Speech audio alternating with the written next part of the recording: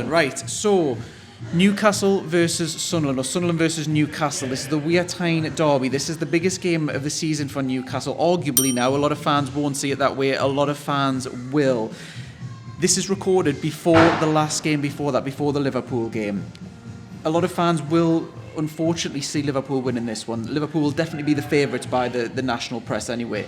Is it the worst time to play Liverpool? If we do get beat off them, you probably want an easy game going into the Sunderland game, get your confidence up like that, especially with our confidence on the deck. Is it a concern that we've got Liverpool and then Sunderland, or do you see anything being picked up from the game? Well, Liverpool is quite literally, in my opinion, the hardest fixture in the entire league. We never won at Anfield. We haven't won there since the early 90s. To have that before the derby is a horrible fixture for us. I mean, hopefully we get something down there, but realistically we're not going to get anything down there, so our players' confidence are going to be shot.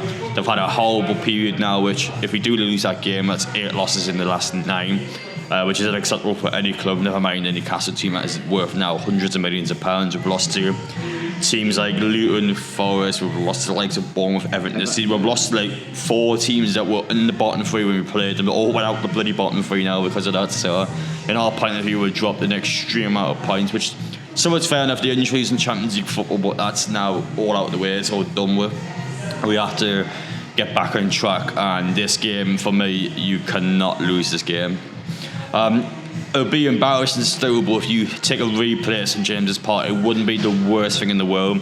But if you lose this game, then there's going to be massive consequences. Now, for Eddie Howe, obviously Newcastle manager, in my personal opinion, with the Liverpool, Sunderland, Man City and Villa game, if you don't win a single one of those 4 games, that would be, my maths is correct, I think it's either 11 losses in 12 or 12 losses to 13 or something like that. That's unattainable. I think the PAF, you got to remember as well with the PAF, they are ruthless, they have expectations and ambitions. They want to take Newcastle to be, in their words, the best team in the world. They want to win Premier League titles, they want to win silverware.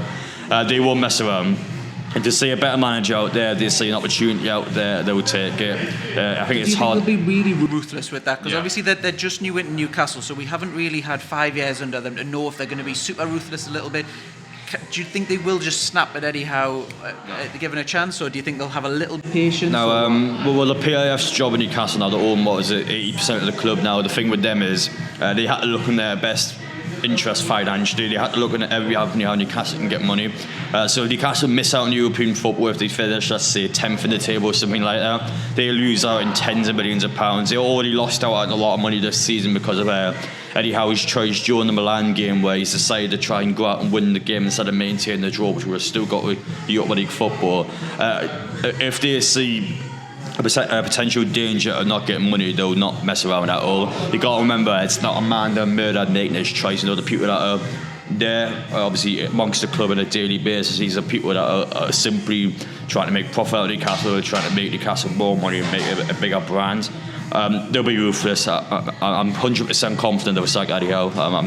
I think it's at that stage now where, unless, which is unrealistic as well, unless he all of a sudden turns it around, you lose all 4 of those games he's gone at. I can't see him staying.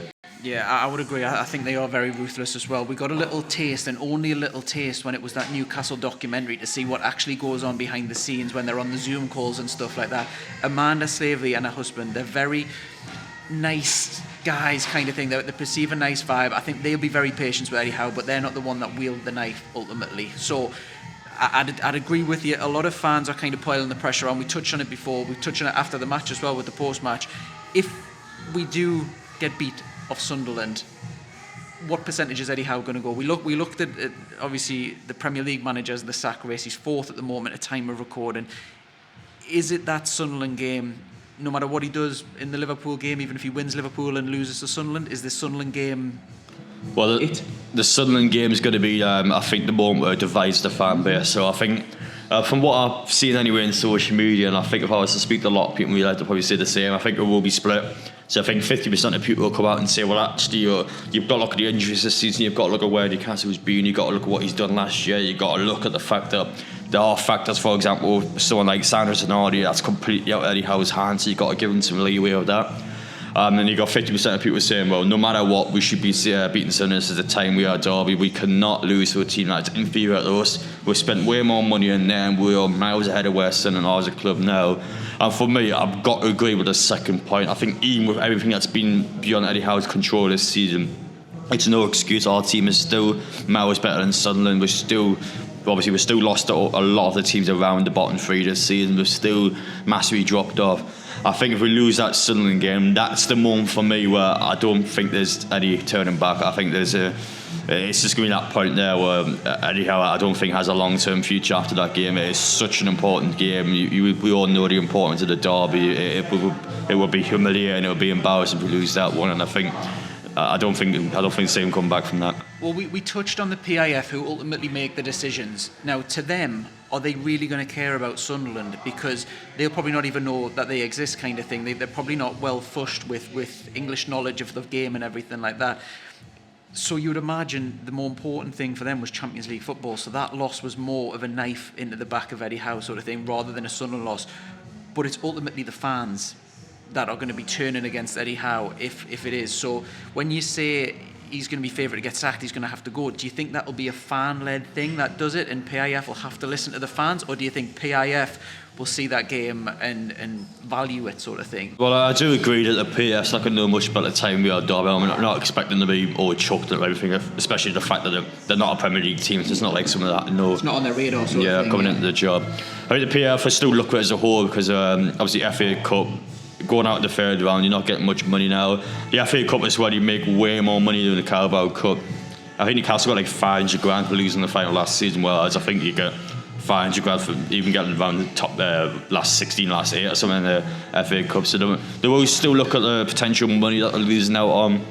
Obviously the league can be the big point there, so it will set them up to fail now. As I just mentioned before, the fact the fans are going to be divided now, the club will be aware that it'll be someone that will be knocking on the door quite a bit, and that's just I don't see him come back from that point. I think he's completely lost everything if we lose the derby, because a lot of the players are from the local area, so like Miley, Longstop, and obviously players like Murphy, Newcastle fans as well. Obviously he's still injured, but it's one of them ones where it's going to affect the team mentally. It's just going to completely kill our confidence if we get the mick taken out of us. And after that as well, you got City home and Villa away, which are probably two hardest fixtures as well. So it's a bad run for the fixtures, but as I said before, if you lose that one, I think it is the beginning of the end for them. Just to play devil's advocate a little bit, because we obviously don't know, we're not inside the PIF's mind or anything like that. So do you think with them, because like you say, like I said, we did get a little bit of a snippet for it when it was the documentary and stuff like that, when they're on the Zoom call.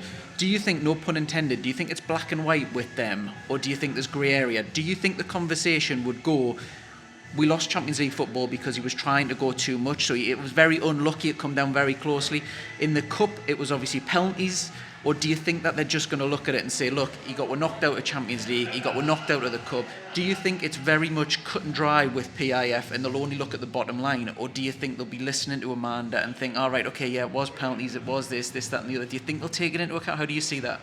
Well, I think it's tricky to see, because I know I've told you my point of view anyway, but truthfully, we just don't know enough about the PIF. Now, if you watch the Amazon Prime documentary now, for me, I don't really take that as full proof evidence, because I think with the documentary I think it was quite heavily biased towards Newcastle. I definitely think quite PR-y kind of thing. Yeah, if you look at the Amazon Prime and you look at how Amanda Murder they spoke to the director and everyone involved with the production, I think that the ownership would have had a massive hands on that. I think they would have had to approve everything had to be in the documentary. I think they would have been very hands-on with it.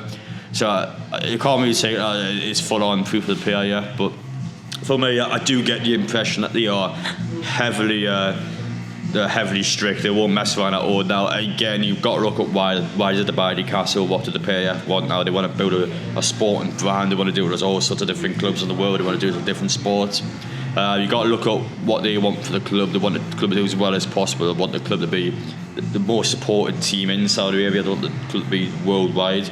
You're not going to get that if you have no European football and you go out all the competitions, and you've got to point your finger out and go, well, actually, why is that the case?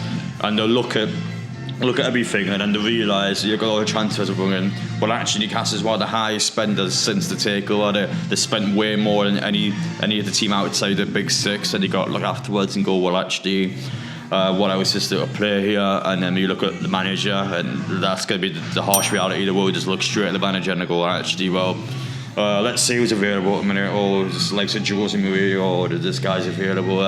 It will depend who's available. I definitely think they'll probably wait out for a potential target. I don't think they're just sacking them all of a sudden. They're looking around to get someone. I think they'll be fully thought through. They'll look to see if there's a realistic, better manager that can bring in. If they will do that, then I think Eddie Howe will go. But that's going to be a big factor though, of who's available and who can get from a different club. But it was not a good option out there. I think to stick with Eddie Howe, but for me, I don't see it lasting much longer if we lose the game.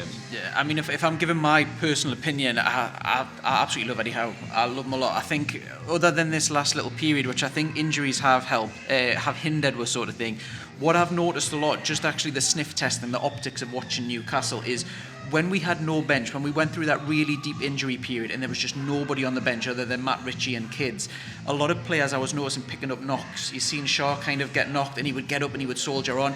In my opinion, it's just my opinion, I'm not a medical person at Newcastle or whatever, I think a lot of people were playing through the pain. I think it's picking up a lot of fatigue as well and stuff like that. I don't want to see Eddie Howe go. I'll put that on record. Even if we do get beat by Sunderland, unless it's a 5-0 or something, an absolute drumming, if we do get beat off Sunderland, I'm more than happy to kind of keep with Eddie Howe, stick with him, because I think what he does for the club is he's improved every single player. It was only a couple of months ago we were talking and we were saying, oh look, he improves X, Y, Z, and listing almost all of the team. It's just this little bad period, and I know a lot of football fans will just look at a results-based business. I totally get all that sort of stuff. I think Eddie Howe is an elite level manager. I maybe think he wasn't when he came here because of obviously all you could judge him on is Bournemouth and stuff like that. He didn't really have the proven record.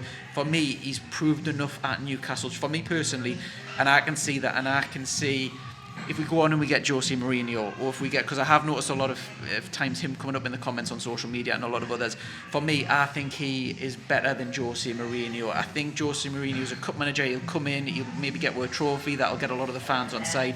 But the damage that he does to a kind of club, because he's very short-termism rather than Eddie Howe, where you can build something long-term. He's obviously got the building blocks in.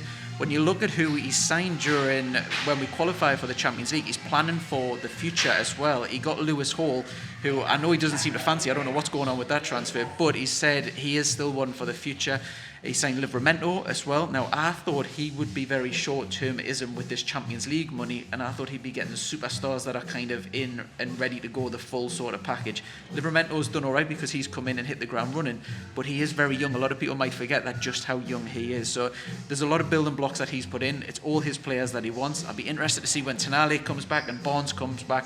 I think the form will keep up. So for me, I'm going to go on record and say I would like to keep Eddie Howe, even if we do get beat off Sunderland. But touching on the Sunderland game in a bit more depth as well, how do you see that game going? Because we're crap away from home. We're absolutely crap. If this was at Newcastle, I would have fancied we'd absolutely demolish Sunderland. I think it would be one way. We are meeting up with the Sunderland Reacts guys in the next couple of days. The video will be on with that as well, to get their perspective as well, to see how they're feeling ahead of it. Because it's at Sunderland, because their form is kind of on the rise a little bit, as a recording, they're just getting top 6, so they're likely to get the playoffs, 50-50 sort of thing. I know there's a lot of teams competing. With us, we're on the decline going into it. How do you see this? We've got the better players. How do you see it? Well, on paper, Newcastle should still be thumping him. However, we all know in a derby that the atmosphere is going to be there. The aggression's going to be there. There's going to be a lot of stuff going on and off the pitch. Obviously, we've got 6,000 Newcastle fans there, including an actual hospitality package open for Newcastle fans. So the club's doing well to get 6,000 in there. It's going to be a real atmosphere where Newcastle has got, Master's correct, they've got I think it's well over 10% of the stadium actually, so they're doing quite well to get that many fans in there, and it's up to us to give them that 12 man that they need. It's going to be tricky. It's been so long since the derby. Obviously, things have changed quite a lot since the last derby for Newcastle. They are by far now a superior squad. It is not the case anymore where both teams are crap. One team is clearly better than the other one, and it's a tricky one. It is tricky. God, I'm bricking it. I'm absolutely bricking this game. I just think the way Newcastle's away from has been this season. I think we struggled under pressure. Big fixture games. Like Everton away, our fans were up for it. They demolished us. Luton Town up for it, demolished us. And I'm getting concerned now because we were picking up so many frequent losses away from home, and we're going into a game where all the pressure's on us. There's absolutely no pressure on Sunderland. If they lose the game, all they've got to do is go, well, actually, this team has more money than us. We're not in a position where we can compete. That's all they've got to say. And they'll not lose any sleep over it either. Yeah, exactly, yeah. Whereas if Newcastle lose the game... monumental. No, we would not ever hear the end of that one. And look, the club is fully aware of that. The ownership will know that. The players will know that. Eddie Howe will know that. And it's their job to get it done. I just think the way we've got to concede goals. We've got to concede at least one. I don't have much trust in the defence of Dubravka at the minute. And it's not just Dubravka as well. You've got to look at that back line. That was our best back four, with the exception maybe Livramento yesterday. They were rubbish against Forest. They were rubbish against him. So it's up to us to turn it around. I mean, if I'm going to be a fair man, if I look at this game logically, I think it's a replay on this. I think it might be a 1-1. I think... I don't know which team will score second, but I think one team will be winning 1-0 at half time. I think the other one will sneak a goal at the end. So it's either Newcastle holding on for a potential win, or just be a case where Sunderland have got a goal out of nothing. I think Newcastle will pick them apart at the end, but I think it'll be a 1-1. They'll go back to St James's Park, and I think the pressure will continue to mount up. I'd go for a narrow Newcastle win, but there's no confidence on that. I'm not saying that an ivory tower or anything like that. I think because of the away form, the amount of times that I've seen Newcastle before we play an away fixture, and I'm like, oh, Newcastle will win this one, and then half time gets around and you just say, we look absolutely void of any sort of confidence and stuff like that. Just talking on the match itself, so we've got a few homegrown players who might be playing and might not be playing. We've got a couple, and I'm going to describe them as hotheads. When the pressure's on, I can see Bruno and Joelinton, who like to throw their weight around. They're very physical players, which works very well for Newcastle. When the crowd is up and when the backs are on them, I can see them picking up yellow or red cards, sort of thing. How do you see the team playing on the day itself? Because it's going to be a very volatile situation. A lot of them are not going to play in anything like this. They'll have been told behind the scenes by Longstaff and stuff like that, oh, it's going to be a crazy game, this, that and the other. But actually playing it and to keep your head is probably going to be very difficult. There's going to be a lot of tackles be flying around. You'd imagine as soon as the Sunderland players do a couple of tackles, the pressure's on you to do a couple of tackles. Do you think there's going to be some red cards in this game? Do you think it's going to be a physical game? How do you kind of see the gameplay itself? Well, yeah, I think it'll be intense. Now, you got to remember VAR's not in progress for this game. The players will know VAR is not in favour for Newcastle? Will for Newcastle now.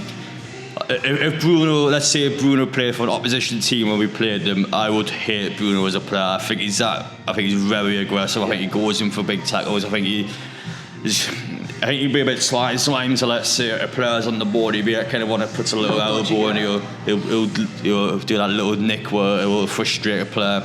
Now, Newcastle, even when we lose games, for example, after the game, you see Boyle, our players always getting our players' faces. Now, everyone makes us look like sore losers, or it's just a case where we just have a lot of aggression. But I think there's a lot of players in that team that will go in for. I definitely see probably at least one red card, I would have thought. Sunderland players, I don't know much about them, but I imagine they'll be the same. Obviously, it's like a cup final for them, it's huge for them, so those players will be up for. I see it being an aggressive game. I think there'll definitely be a lot of shoving, a lot of barging. Maybe someone might lose the plot and do something stupid, which you probably would think in a game like this is going to happen. Yes, to answer that question. Joelinton, I don't think it's as bad. He just have those moments where you push him on or you're going for someone. But Bruno is definitely the one that makes me kind of... He doesn't stop after a yellow card. That's the thing that gets me. He gets a yellow card and he plays as if he hasn't got one. He still plays the same. Yeah, he's the one you want to watch out for. I think there's something big in this game where someone will do something stupid, and hopefully we'll be able to handle it. Our game management needs to be on point. I think we've got quite a poor game management at times. It's not just about the fouls as well. It's when you actually do them now. Knowing the Milan game, for example, with their second goal, a player runs through to our midfielders. All you got to do is foul him, get a yellow card. You don't do that and concede off it. So a game management has to be on point, I think, from the players and Eddie Howe. It's one thing I've always kind of criticised and cast in the back of my mind. I just feel like the way the games go, we just don't manage them well. We don't understand what we have to do in a game to prevent someone. We'll see against Sunderland, that game has got so much pressure on us. It's just, God, I'm worried thinking about I can't go down there and say it's not happening at all. It's unacceptable. No, you're not by yourself. A lot of Newcastle fans that we spoke to are absolutely bricking it, especially after the match yesterday. A lot of it was crazy what 90 minutes of football does. We spoke to Newcastle fans before the match. Oh yes, Sunderland will beat them 3-0, and then literally 2 hours later, oh, I'm really worried, they're terrible. Just to kind of finish on with the preview thing, is there anyone who you would leave out of the Newcastle team during this match, or is there anyone that you would specifically put in? We've obviously got Callum Wilson and Isak, who are two different kind of players as well, and then you've mentioned Bruno. Trippier's obviously very, very Marmite at the minute, making a lot of mistakes. Is there anyone for this game who you wouldn't play specifically or would specifically play? Well, I wish I could drop Miggy the way he's been playing, but unfortunately he's our only right-sided player, so obviously that's not going to happen. I think Miley has to be dropped. As good as he's been. He's 17. Yeah, well, obviously he knows the importance of the time we are Derby now. As much as I love him, he's been class for Newcastle. Had some unbelievable games. I mean, someone more physical, is that why? My only concern with Miley is because I think he will have a good game, but obviously again, if he loses the match or he makes a mistake in the game or something like that happens, I think it will affect him quite a lot mentally. I think he'll really feel the burden of the derby if we lose it. I think it probably will affect his confidence quite a lot, and unfortunately as a player that's obviously grown up to be such a good player, he's running a bit cautious on. I think we will start him, if I had to give an honest answer now, but that one's a bit touch and go for me. It just depends. I think he will have a good game, but if Newcastle lose or he's made a mistake or something like that in the game, it will kill his confidence. I'm a bit worried of him. But at that point, I'm hoping that, Longstaff will be fine. We've got Jordan and Bruno Willock. Hoping they'll be back for that point. It'll be a great one. Hoping Barnes is back for that stage. He's going to be back in January, so whether that's a start or towards the back end, we'll see. With Lascelles, because people forget that he's actually not Newcastle, he's from Nottingham Forest. People think that he's almost a homegrown player. He's been here long enough, he's at the fixtures and fittings. Would you start him with his leadership and physicality, or would you go with the tried and tested Botman and Shaw? I'll probably still stick Botman and Shaw. It depends how they do in the Liverpool game. It depends at that stage if they're 100% fit. Botman still seems to be a bit rusty. He's only just came back from injury. I think he'll settle in more as he plays more games. By the time he plays Sunderland, it should be fine for him. Which as long as you've got that aerial presence, I think Newcastle will be alright. I think Sunderland's a team I probably will look for set pieces. They will look for opportunities where Newcastle are going to be on the back foot.